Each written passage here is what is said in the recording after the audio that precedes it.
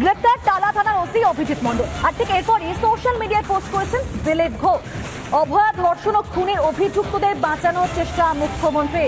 Social মিডিয়ায় post করেছেন BJP নেতা দিলীপ ঘোষ।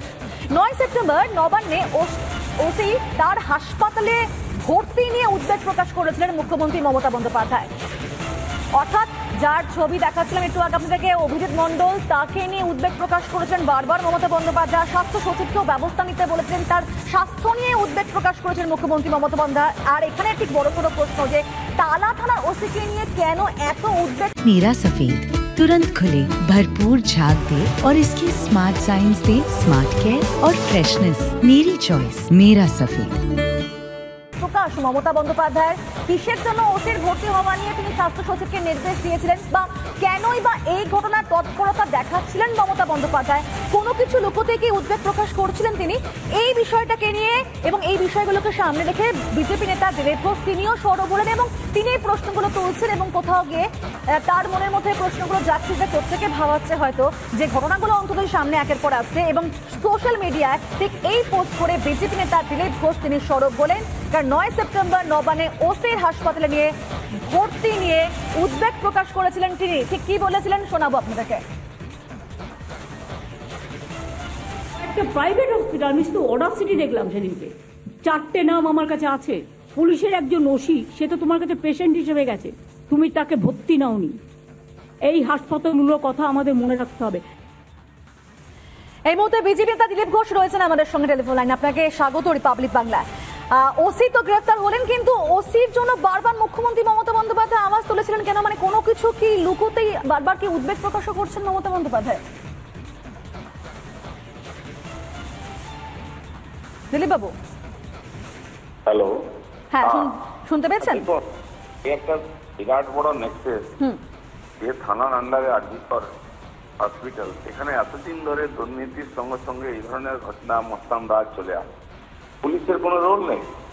এবং এই যে ঘটনা ঘটেছে, প্রথম তো থানার থেকে তার উপরে খোঁজখবর নেওয়া উচিত, এভিডেন্স প্রোটেকশন করা উচিত, টাকাটা ঘেরা উচিত, সেটা করা হয়নি। ডাইরেক্ট এসে চাপ দিয়ে স্টেটমেন্ট দিয়ে চাপা দেওয়ার চেষ্টা করেছে। এই ধরনের বহু আর গন্ডগোল আছে ওখানে। যত তদন্ত এগোচ্ছে, যারা যারা এর মধ্যে তাদের নাম আসছে, আমার মনে হয় এইসব ব্যাপার দেখেছে এবং অ্যারেস্ট করছে, যেটা সাধারণ মানুষ চাইছিল যে কি করছে সিবিআই, আমরা এবার সেটা দেখি। এবং কোথাও গিয়ে এটাও বারবার দেখা গিয়েছে, ধন্যবাদ আপনাকে দিলীপ বাবু, কোথাও গিয়ে এটাও বারবার দেখা দিয়েছে যে যাদের বিরুদ্ধে ভুরি ভুরি অভিযোগ সামনে আসে, সেগুলো প্রমাণও হয় পরবর্তী সময়, তাদেরকে নিয়ে কোথাও গিয়ে উদ্বিগ্ন হয়ে পড়েন মমতা বন্দ্যোপাধ্যায়। সে সন্দীপ ঘোষ হোক বা ধৃত ওসি। যে খবর থেকে এই মুহূর্তে আমরা নজর রাখছিলাম, উদ্বেগ প্রকাশ করেছেন মমতা বন্দ্যোপাধ্যায়। স্বাস্থ্য সচিবকেও ব্যবস্থা নিতে বলেছেন মুখ্যমন্ত্রী। টালা থানার ওসিকে নিয়েও এত উদ্বেগ কেন মমতা বন্দ্যোপাধ্যায়, সেই প্রশ্নে উঠছে, কারণ তিনি নিজে বলেছিলেন তাকে হাসপাতালে ভর্তি করানোর জন্য, এবং ডাক্তাররা কর্মবিরতি করছেন, তাহলে চিকিৎসা করবেন কিভাবে, এই প্রশ্ন তুলেছেন মমতা বন্দ্যোপাধ্যায়।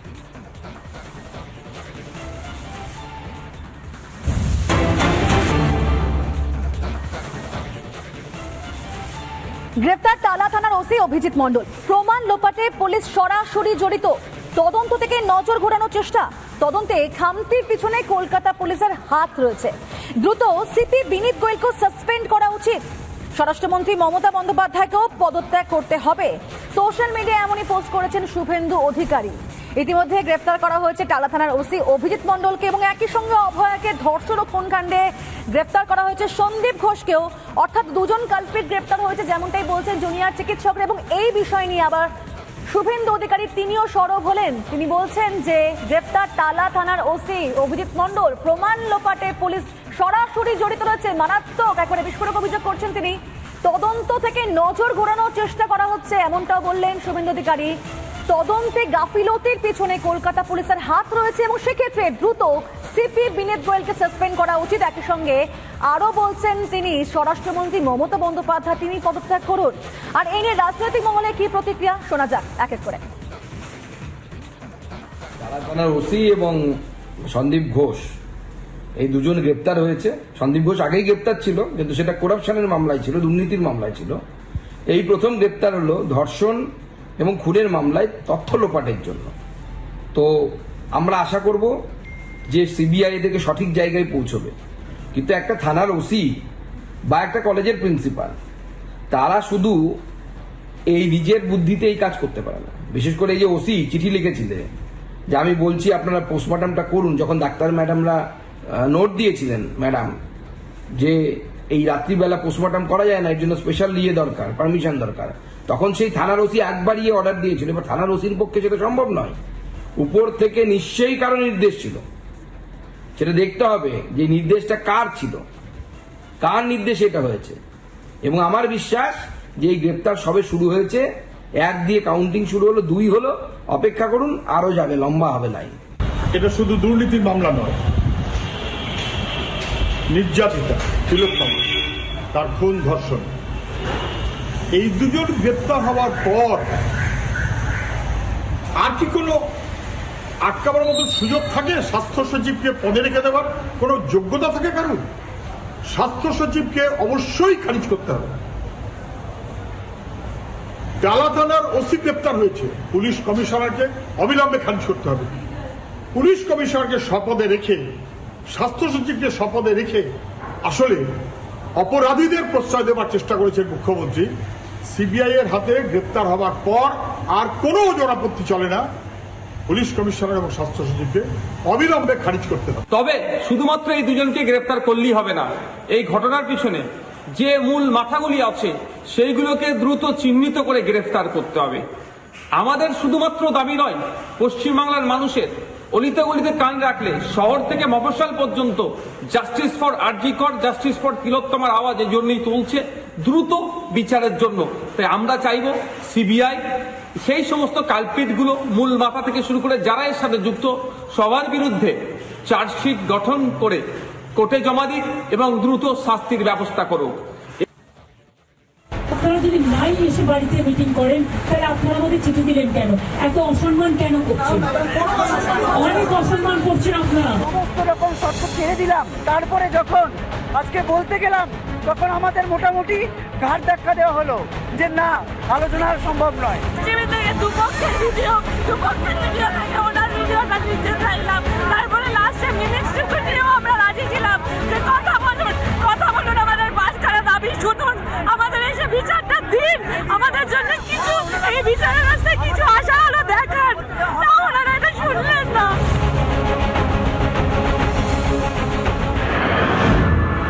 একদিকে যেরকম এই অভয়ার খুন এবং ধর্ষণ কাণ্ডে গ্রেফতার করা হলো সন্দীপ ঘোষ, যিনি আরজি করের প্রাক্তন অধ্যক্ষ, এর পাশাপাশি সিবিআই এর রাডারে এই মুহূর্তে রয়েছে সন্দীপ ঘোষের যে কল লিস্ট, সেই কল লিস্ট। কারণ 8ই আগস্ট রাতে সন্দীপ ঘোষের টাওয়ার লোকেশন কোথায় ছিল সেটা এই মুহূর্তে প্রশ্ন চিহ্নের মধ্যে উঠছে। কল লিস্টে যে টাওয়ার লোকেশন দেখানো হচ্ছে সেটা কি আদৌ তিনি সেই সময় তার বাড়ির লোকেশনেই ছিলেন? ইতিমধ্যে সেই ঘটনার তদন্ত করছে সিবিআই। তার কারণ 8ই আগস্ট রাতে সন্দীপ ঘোষ তিনি কাদের সঙ্গে কথা বলেছেন, কি কি আলোচনা হয়েছে সেইটা এই মুহূর্তে খতিয়ে দেখতে চাইছেন সিবিআই এর তদন্তকারী অফিসাররা। সন্দীপ ঘোষকে এ ঘটনায় গ্রেফতার করা হয়েছে এবং গোটা ঘটনার ইতিমধ্যেই তদন্ত করছে এবং এই ঘটনায় অনেকেই এই মুহূর্তে সিবিআই অফিসারদের রাডারে রয়েছে। ক্যামেরায় মোহিত শেঠের সঙ্গে তুলিকা রিপোর্ট, রিপাবলিক বাংলা।